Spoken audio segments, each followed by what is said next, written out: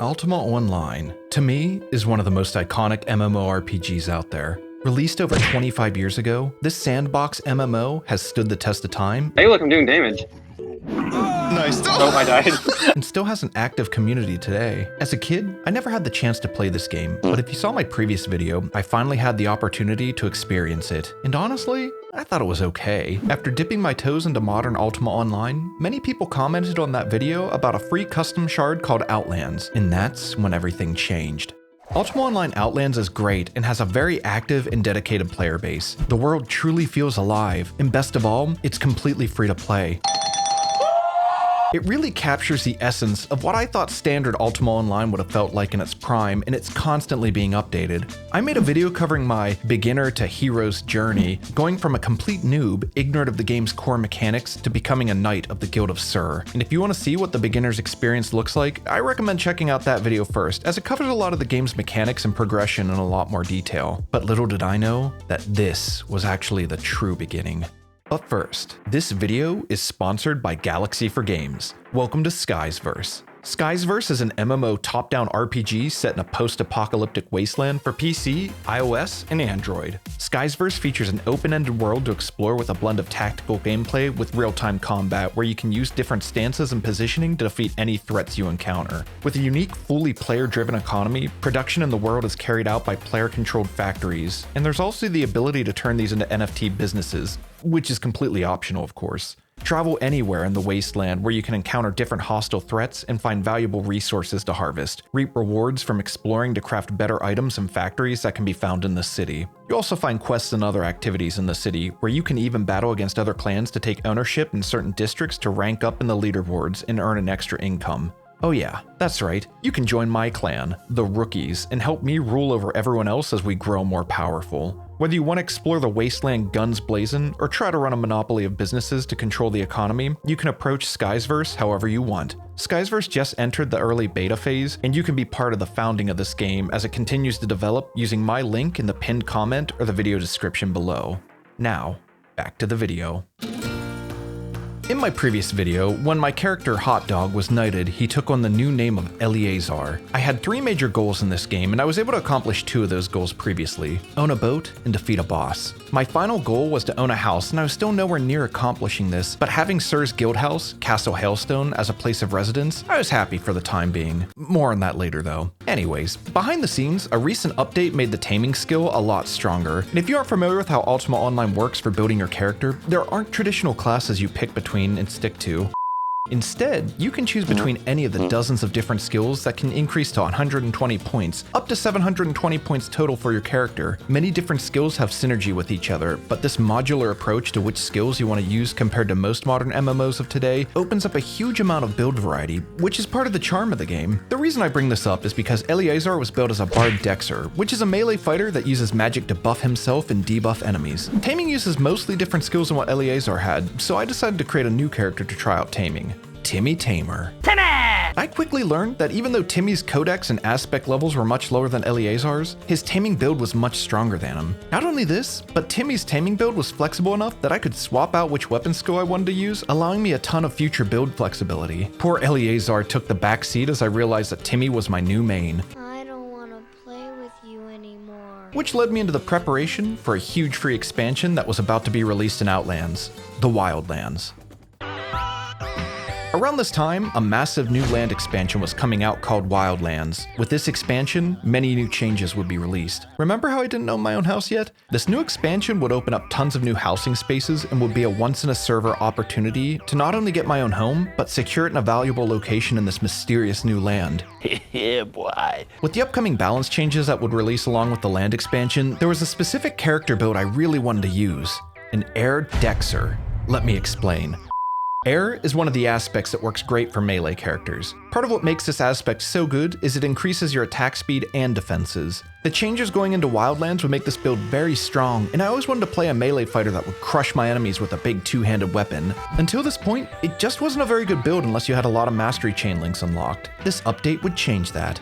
I decided that with the limited time before the Wildlands released, I'd invest in Timmy so that when the update went live, I'd be able to transition to an Air Dexer that used a two-handed mace, but it would be a lot of work to invest in these changes and level up this aspect from scratch. I'd need some help if I wanted to pull this off. One day, around the same time, I saw someone in the Outlands Discord post a video meme, and I messaged him about how funny it was. His name was UO's Finest. Just like that, we hit it off discussing Wildlands and my plans to level up this air aspect and be ready for the release of Wildlands. Finest recognized me from my previous Outlands video and struck a deal with me. If I joined his guild, he and his guildmates would help power level me through dungeons, so I'd be in a position where I could make the transition to my dream build as soon as the expansion dropped. I had no aspect levels in air, and I would ideally want to be at level 10 before the Wildlands update.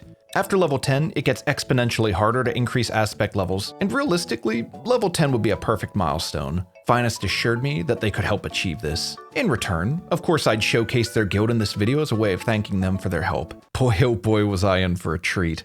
Welcome to the Dark Order, or DO for short.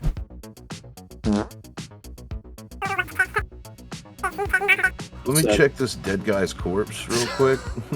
Give it a little look-see. I just took his 13,000 gold. Oh, dang. Dude, I looted so much off of blue corpses. Guilds are a huge part of the social element of Outlands, and while both Timmy Tamer and Eleazar were Knights of Sur, I had to make the hard decision of Timmy parting ways with Sur and joining the Dark Order. One of my friends, Domadus, even gave me a parting gift. Some sweet armor that dripped out my character as I began my journey transforming him into a powerful fighter. When looking at these two guilds, Sur is basically the equivalent of lawful good on the alignment chart. The Knights of Sur stand for the virtues and always protect those in need against the monsters of Avedon and defend against red players trying to wreak havoc. On the other hand, the Dark Order is more of a chaotic neutral? Sometimes evil alignment? Imagine hanging out with the boys and throwing back a few brewskis while goofing off and messing around, having a good old time. That's what DO feels like to me. A lot of the Dark Order players are red PKers that hunt other players in the wild, kill them when the opportunity arises, and loot their valuables off their corpses and have no issues with getting their hands a little dirty from time to time. Oh, you had to get him. I gotta loot this guy. Bro, this guy's got a ton of crap on him, dude. This doesn't change that they're a great group of people who welcomed me into their ranks and immediately got started helping me with achieving my goals. I was given a rune to their guild house, and this would be my new base of operations moving forward. Just like that, I was part of this ragtag group of guys who immediately got started helping me. Traveling in a group was the safest way to farm a dungeon. If you messed up and died, someone would be there to resurrect you and protect your loot, and if any red players showed up to try and cause trouble, they'd be outnumbered and usually leave us alone. This allowed me to go into the deepest depths of the different dungeons where I could get more experience more quickly, and because I was a tamer, I could safely stay back and let my pets do the fighting for me. They took me into the dangerous mausoleum, all the way down into the deepest levels of this dungeon, which I've never been to before. The monsters here were terrifying. Oh, that Manicore noise is awful. That's so annoying. Oh yeah, spams it when he gets hit. This place had some of the strongest dungeon monsters out there, but with these guys, it was no problem. I'm gonna die. I'm pretty sure I'm screwed. Stay here. Don't go down further. Stay here. Oh, that thing's mad. Oh, he's looking at me. Oh, he's mad. Well, most of the time. Oh boy. Oh, Careful. well. It grabbed you. Yeah, I was. Oh boy. Yeah. Let me chug this pot here real quick. You might want to check your pants. Even after a few minor hiccups, we would safely escape with loads of experience and loot. I was also working on my leather stockpile by skinning everything I could along the way. Are you guys okay if I keep my leather, or do you want to distro that? Oh no, I don't care about leather. It's fine. Yeah, we don't care. I have a weird like leather thing. Oh, You are it's no fine. longer new guy. You are the gimp. The gimp. And same thing. Then I switched to archery bard because I needed to do omnis. I just got the title, the gimp. Oh well. Perfect. Every chance I had, I'd hop on, and there was almost always someone available that would accompany me to go dungeon crawling together. And then I was introduced to the Juice.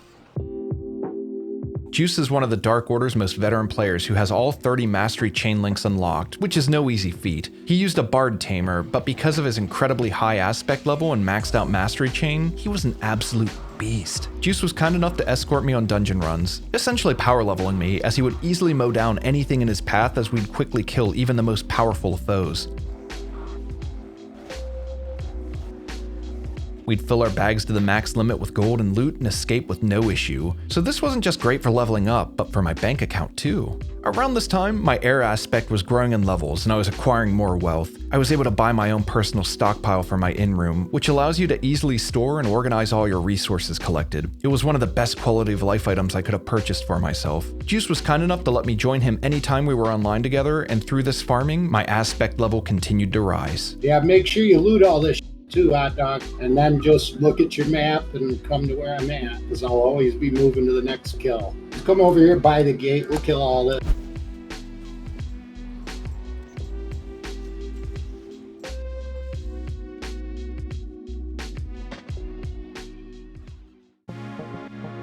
Honestly, playing with an active group of guys that would band together to dungeon crawl is my favorite way to enjoy Outlands, regardless of trying to be power leveled or not. Their community was a lot of fun to be part of, and this was a much safer way to enjoy the PvM content for the game, since getting killed playing solo can be a time-consuming and frustrating experience. Fighting with at least one other person provided so many benefits, and it was just more fun in general. Makes me sad that it took me this long when I first started playing before I took advantage of playing with others, instead of trying to tackle everything on my own. And it didn't hurt that they were helping fund my build, as air cores were quite expensive, and the higher the level, the more you need to rank up. My stockpile of cores continued to grow. Just like Hot Dog before him, Timmy Tamer was evolving, and with this transformation, his name would need to change. Finest gave me a name change deed, and even though it wasn't quite as ceremonious as Hot Dog's change to Eleazar, he took on the new name, James Rook. James Rook was hungry to continue his journey of becoming a powerful fighter before the impending release of Wildlands. I continued to join Finest, Juice, and the others for group dungeon crawling, and the good times continued. Finally back again. See, we thought you were going to disappear for another week after showing your face yesterday. Why'd you think that? Well, I don't know, man. You said you were going to the store for a pack of cigarettes and, and a gallon of milk, and I hadn't seen you since. Hateful to think of me that way. Now all of a sudden, Mom's on food stamps. Yeah, Mom's on food stamps, and little Timmy here ain't got all the air cores he needs. Little Timmy was so upset he changed his name on you. That's right. Oh, we got reds. There's 4 of them. Think we should hit the gate, boys? What's wrong, dude? Timmy's got a command core. Get him out of here. Yeah, get him out. Oh, they're coming. They're coming. Go ahead. In which dungeon? Keep running, Timmy. Keep running, Inferno. Timmy. I'll get your heels, dude. You just keep. Get that command core out, brother. That's right. A little side note, command cores were incredibly valuable around this time, coming close to about 200,000 gold for a single core, hence the panicking. Go through. I'm running in. Which gate are you guys at? Oh, I died. I don't know what Hot Dog was doing, but those reds were closing in on us from both directions. He looked like he's fiddling in his backpack or something. I'm like, run, Timmy! His name ain't even Timmy no more. I'm just like, go, Timmy, go! But I can take you down back to Inferno if you want. I know Hot Dog's muted right now, but I watched his retail UO video. That's some of the funniest shit I've ever seen. How's your experience looking, Hot Dog? 180, all right. Imagine you're pretty close now, Hot Dog. Yeah, let's head out. Each dungeon run brought me closer to my goal of reaching level 10 air aspect. Only 2 more levels to go. When we weren't farming dungeons in small groups, I joined large events like escorting a caravan from unknown threats until it reached its destination safely. I participated in level 8 treasure map hunts, which would spawn a world boss after digging up the hidden treasure chest, and once defeated, would provide massive rewards and lots of experience. The Wildlands release was getting closer every day, and outside of working on my character's aspect and codex levels, I needed to work on some other quality of life upgrades. For new players like me, I'm basically in a constant state of being poor, as any wealth I acquired went directly back into investing into my build. Aspect cores aren't cheap after all, and they're required to increase your aspect level, which is one of the main ways to grow your power outside of the mastery chain, which is a much longer term investment. The higher your aspect level, the higher the amount of cores are required to upgrade when you hit the XP requirement. Anyways, outside of spending my money on growing my aspect level, there are other items and upgrades that can prove to be very useful. One of the best ones is the Strongbox Deed. You can unlock 2 of these bad boys, and each one will decrease the weight of gold by 25%. If you unlock both of these upgrades, you're going to be hauling a lot more gold out of each dungeon run, which adds up quickly. The easiest way to get one of these deeds would be from completing society jobs every week and earning 500 points. There are different societies that each have new jobs posted every week. One of the easiest ways to earn society points is to have a tailor on each one of your 3 accounts. You're allowed up to 3 accounts tied to your single login, which is a great way to maximize your society job profits. Anyways, every week doing society jobs on all 3 accounts can stack up a lot of points in no time, but earning 500 points on a single account can still take weeks, even if you're on top of it. Which I wasn't. Instead, my good friend Rom had enough points to purchase a deed for me, and I'd pay him back in gold. The issue is that I was short on gold, by like 1 million gold. Rom's a real homie though, and let me pay him back once I acquired more wealth. 1 down, 1 to go. But first I had to pay back my debt to my friend. While I didn't have 500 society points to buy my own deed, I had a couple hundred that I could use to buy gold reforge kits. For those rich players out there, you can use this item to change a gold mastery link and they sell for a pretty penny. I found a buyer in the Outlands Discord and met him at the usual trading spot in Shelter Island. The transaction was completed, and between some other bits of loot that I had saved up, I was able to pay him back. It felt good being debt-free again. One of my other accounts did accrue 500 points though, which let me unlock the second strongbox deed shortly after the first. This was huge, and with this change, I'd be much more efficient with any future dungeon runs. One of the Outlands Discord members, Mushu, was also kind enough to help me out too, and gave me a check to cover the cost of a supply shelf, which would allow me to store all kinds of items in my in-room, and I could easily make a loadout to supply my bags between loot runs. The final quality of life item I got was the safety deposit box, which I traded with my friend Dagan, who provided me with the fancy armor earlier. This thing would allow me to drop off gold between runs into my bank directly from my in-room, which was very convenient. After completing the deal, I went back into my in-room and secured these new items. Things were looking good right now. At this point, I was in a good place with James Rook. I tweaked my tamer build to use crossbows and fight from afar while my new pets, a group of crypt wings, helped slaughter the enemies at the deepest levels of the mausoleum. Things were looking good. Well, mostly. Oh my Of course, god, I'm this is missing this a is like fucking piece of watching a train wreck that I cannot stop. Alright, are we bailing out of here? Nope. I just died. Juice even sold me one of his spare phoenixes, which is one of the strongest pets a tamer can have, and are quite rare. Finally, after all the time putting into grinding and thanks to the help of my friends from the Dark Order, I actually pulled it off. I unlocked level 10 of the air aspect, and it was just in time too. I had my aspect where I wanted it to be, and I even unlocked another quality of life upgrade called an Echo, which lets you swap between different character templates. This meant that I could still swap to my tamer if I wanted to, but I had my air dexter build almost ready to go. The release was on the horizon, and before the expansion dropped, a housing lottery opened up. You see, for the first days after Wildlands opens up, housing placement would be restricted. Instead, a lottery would take place every day, and 100 people would have early access to place a small 8x8 tile house anywhere in the new land where it could fit. The chances of winning were also heavily in favor of those who never owned a house before, so I was feeling optimistic that I would be one of the lucky winners to place a house ahead of time. But again, more on that later. I added my name into the lottery and kept my fingers crossed that I would score an opportunity to finally complete my third and biggest goal after so long. It finally happened, the massive patch was released along with the Wildlands, and everyone was buzzing with excitement. After all this time preparing my character for this moment, I met up with one of my guildmates, Bellrock, to explore what these new lands had to offer with my fancy new air dex build. Alright, you're a crawl hive? Yeah. Oh, look at all these red bodies. Oh, jeez. Okay. Looks like the reds are out again. I'm gonna go after this guy. Oh shoot, something did something. Is that red's dead? You want to stay here? This seems like a pretty bad place to. Ow, oh, geez, Louise. Yeah, that thing hurts. Yep. All right, let's. Where do you want to go? North? You want to go north this way? Oh, I got hit by that thing. It hit me almost for full life. Oh, dang. Yeah, it's here. It's the bridge. Don't Ouch. stop. Oh my gosh, 40 something. Get out of here, Explorer. Oh, there's another red. Oh, they're gonna kill him.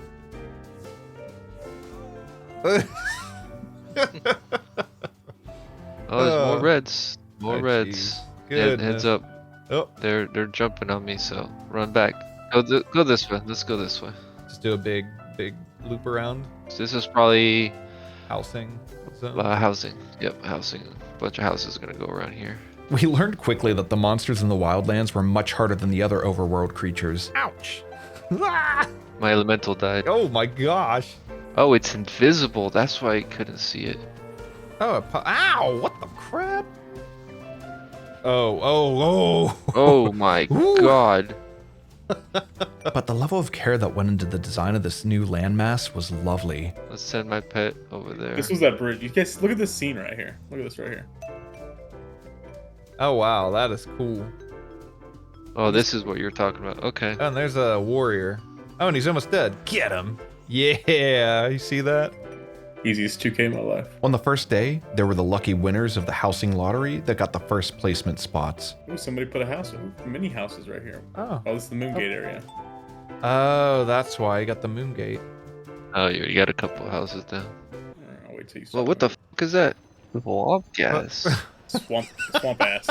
It's a wild swamp ass. Oh, look at that snake, a colossal boa. Oh, sweet. Is it tameable? Oh, he's kind of cool. Yeah. He does Strikes. crazy damage. Oh, Oh, oh, that's Run. not good. Run! Please, please. Oh, Yes, you got it. got it. Nice. I don't see the shell. Oh, whoa! areas. Someone's attacking me. Oh, shit. He is still chasing after me, and I don't really know why. There he is. Maybe. Yeah, get him. We're chasing him. He just roped over there. What? He's stuck. I just keep casting on him. He died. He's dead. Finus is gonna show up here with his red. He's about to attack these people. No. Oh, you had to get him. Oh, you killed him, poor guy. Here comes multiple reds. Oh my gosh. They got reds on me. Multiple reds? Yep. Oh, yeah, I just died. The reds came up for revenge because Finus killed them. I'm pulling away, Vic. They're chasing me now. Oh, jeez. Who just got killed? I gotta loot this guy. Bro. Man, these things are nasty. There's like 3 of them that Dude, this spawn. guy's got a ton of crap on him, dude. Here, take I'm can back. you They're pick this chasing, up? chasing me right Yeah, now. yeah, drop it and I'll drop it and I'll grab. Oh, pouch. Okay, yeah, I got the pouch. What's in it? Oh, geez. Should I dip and like get out of here though, or? Where are you Oh, guys? there's- Oh shoot, there's reds on me. Ah! Which one you are? Yeah, I'm coming to you. I'm coming. Oh, they killed me. They just looted him. Oh, did they loot me? Yep. Bummer. He was right below us, so the reds were there. But Oh, they just blasted my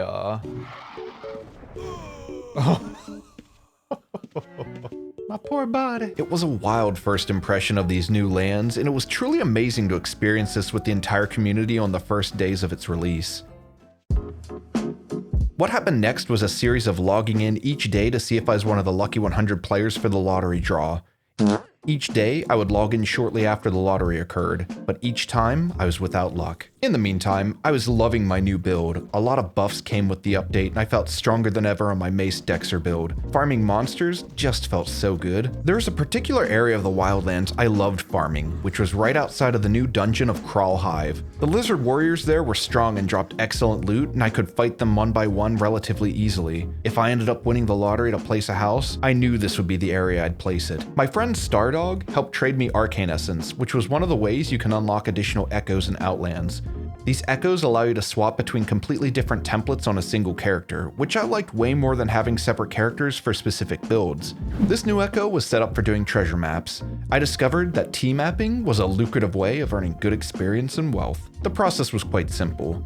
With my pets, I could do lower level treasure maps solo and would use the map to locate where the chest was hidden, dig it up, and use my pets to fight off the monsters that spawned shortly after. I used the Magery skill to safely heal them from afar, and once all the monsters were killed, I could pick the lock of the buried treasure and reap the rewards inside. After I dumped all the loot into my bag, I'd recall back to my inn room, deposit all the goods, and repeat the process over again.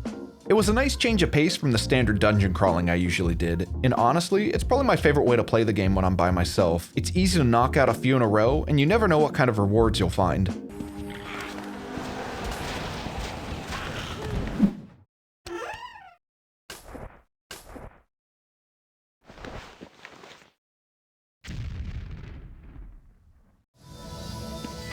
Yeah, boy. I got a little addicted to doing T-maps, and I'd use the funds I got from doing my T-maps to buy more T-maps, which almost completely funded itself while I reaped the experience benefits. The issue is that as I continued to play, every day I'd check to see if I won the lottery, and every day I'd be sad to discover that I wasn't a winner. A lot of good spots were already taken at this point, but there were still some spots open around my dream location outside of Crawl Hive. That didn't discourage me to stop playing though. And my buddy Dagan, who lent me the drip and traded me the safety deposit box, helped me get set back up into boating with a full crew and a nicely decked out Carrack. Even though I wasn't in Sir's guild, they still treated me as one of their own and helped me with supplies since boating is a very expensive hobby to get into in Outlands, but it can be very lucrative with a larger boat to fight enemies on the sea. My boat was registered and my crew was set. It was time to take to the ocean again. Ocean content is pretty much an entirely different game in Outlands. You can find NPC ships and fight them, which provides a huge amount of experience, and you get a lot of gold and doubloons out of it. If you damage the enemy boat enough, you can board their ship, take their spoils, drop a bomb, and... Wait, how do I get back on my ship? Oh crap, I don't know how to get back on my ship! This isn't good, well... Okay, so I'm still trying to figure out how boating works as it turns out. Anyways, this was a fun alternative to normal PVM content, and the experience was better too. The issue is that any other players can attack you at any time, and there's no getting flagged as a criminal on the sea. The waters remain lawless at all times, and it can be a bit stressful. There's a lot of high risk, high reward involved when going into the ocean, and for some reason I couldn't figure out how to destroy the enemy's sails to board their ship. You can normally board the enemy ship to finish them off and loot them up, but I just kept sinking them. What the heck? Okay, well it turns out I needed to change the targeting to the sails, which after lowering the sails health bar enough, I could board the enemy ship like I'm supposed to. There we go. After taking everything of value, I'd simply get back on my ship and sink that bad boy and move on. I was scared to use bombs while on board the enemy ship anymore. After a successful boating trip, I'd take my haul back to the docks and have it shipped back to my inn room. It was quite convenient. There was a problem though. The 30-day lottery was finally complete, and I wasn't one of the lucky winners. Not only this, but almost all the area outside of Crawl Hive was full of houses. But there was still a spot hidden away in there, and I had the perfect plan to secure it when the housing restriction was lifted. This was Ultima Online history in the making. There's almost never an opportunity like this where a huge new landmass opens up housing and everyone's on an even playing field, minus the lottery winners of course. Most of the Crawl Hive outskirts were completely blocked by other houses, except my friend Bartez showed me a spot that looked like it was blocked by water and trees, but could actually fit a small house if placed in the exact location. There's a little trick you could use to set up a button as a macro. What this button will do is automatically select a house deed in your inventory and attempt to place it at the spot where you're standing. Knowing the exact coordinates of where this house can be placed, I created a rune which I could recall to right before the housing placement starts. Use the macro to instantly place the house at my location, which of course is the precise spot I'd recall into, leaving no room for error. I have my lumberjack character hidden nearby to scout the location, and I noticed a potential issue. This creature here is a bird of paradise, and they can do a lot of damage fast. If I recall too close to where it is, it could potentially kill me and mess everything up. I need to take care of it close enough to when the restriction is lifted, but not too long that it respawns before I can place the house. It was getting closer to the deadline, so I tried to buy my house deed in Prevalia, but it was too crowded. There are more people online right now than I've ever seen before. It was so packed that I couldn't even get to the vendor. Instead, I went to the town of Endaria and found the real estate broker there. I found a nice looking house that matched the theme of the Crawl Hive area. I purchased it, and looking at my scout screen, I saw that there were lots of other players scouting this area too, so I'd have to be quick when the time came. It was mere minutes before the restriction was lifted, and the final part of the plan was about to commence. I left earlier than I originally planned to, and recalled to the marked rune with my pets, and immediately sent them to attack the bird of paradise. Even being prepared for it, the bird still blasted me with its magic attack and almost killed me. Which, fortunately, it didn't. My pets took care of it though, which meant I could move on to the next step. I recalled back to the guild house and ordered my pets to stay behind. After that, I recalled one last time back to my spot and immediately turned invisible. The threat was eliminated, I was in position, and I was hidden from everyone else. Everything was going to plan. An issue though, I messed up my timing with the bird of paradise, which could cause trouble if I came out of stealth too early. I was definitely feeling the pressure now. Everything that I've done in Outlands has culminated at this very moment. The hours poured into the game, and finally, I would achieve my goal and have a house in the perfect spot. It almost felt too good to be true. And then, it was go time, baby. I was finally gonna get a house. Wait, I'm lagging. Why isn't it placing the house? Wait, what? No. Are you kidding me? It took that long for my house to even appear to be placed? Their servers were definitely overloaded, but it was such an intense lag burp that I wasn't even close compared to this guy that just waltzed in at the last second and dropped it. I failed. I messed up completely. I can't believe this. Are you kidding me? Unbelievable. I resurrected from the nearby healer, and when I returned to salt the wound, the guy who placed on the spot I was going for dry looted my body. You gotta be kidding me.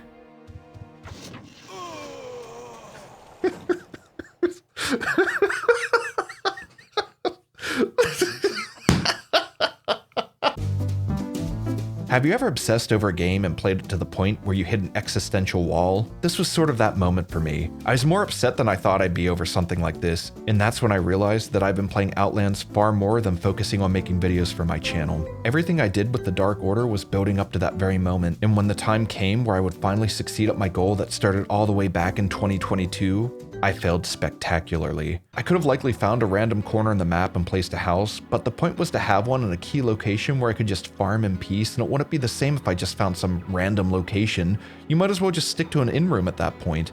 I wrestled with it for a bit and concluded that unless I stopped playing Outlands, I wouldn't be able to focus on my YouTube channel, which would be a big mistake in the long run. Maybe it was a bit drastic, but I knew that if I kept all the wealth that I accumulated throughout my time in the game, I'd be too tempted to come back and keep playing.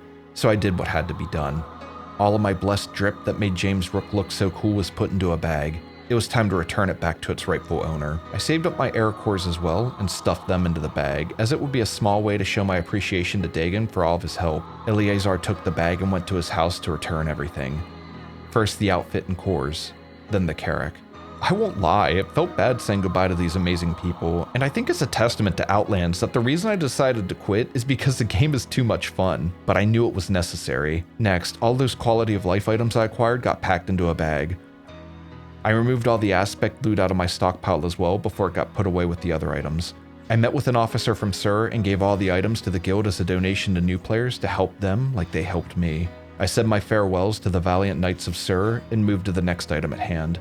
I took all of the bronze links from my taming and Dexter mastery chain and added them to the bag with all my cores and met with my good friend Rom back at the old Dark Order guild house. It was so much stuff I couldn't even trade it with him. I dropped all my links and dozens of cores into a chest for him, and we had an emotional farewell. Finally, I gave my pets to another Dio friend of mine so they wouldn't go to waste. All of my belongings, including codices and other items that I accrued, were donated to Sur and Dio, and I logged off for the last time. The Dark Order ended up securing an amazing new guild house location that's right below the mountain where all those sun scales spawned. Funnily enough, their reputation still precedes them, as there are a lot of outspoken criticisms about how they, handle people that try to farm that area. I guess they don't like their PK greeting party. As for me, this UO Outlands chapter of my life has finally concluded, and I can look back fondly on the memories I made, but I'm officially finished playing Outlands. Well, maybe I'll come back to it sometime. Nah, that'd be a bad idea.